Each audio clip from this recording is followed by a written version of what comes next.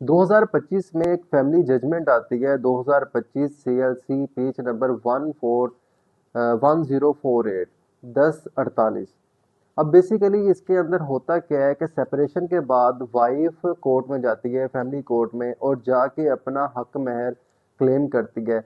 और family court उसका जो भी हक महर होता है 10 20 30 तोले सोना जो भी था वो हस्बैंड को ऑर्डर करती है कि आप उसे वो पे करो।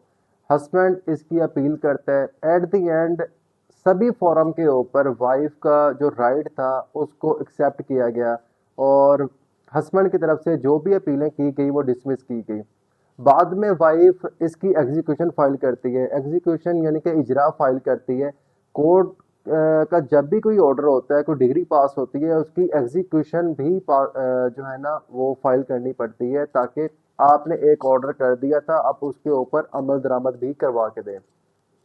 जब उसकी एग्जीक्यूशन फाइल होती है तो हस्बैंड कोर्ट में आके एक ऑब्जेक्शन फाइल करता है कि मैं हक महर जो भी 10 20 30 तोले सोना था वो मैं देने के लिए तैयार हूँ, लेकिन इसकी मैं वो कीमत अदा करने के लिए तैयार हूँ जिस डेट में हमारी शादी हुई थी और सोने का जो रेट तब था।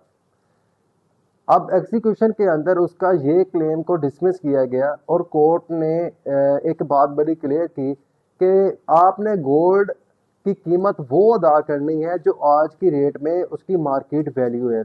या तो आप अपनी एक्स वाइफ को गोल्ड दें। अगर गोल्ड आप नहीं दे सकते तो आपको वो कीमत अदा करनी पड़ेगी जो मार्केट वैल्यू है।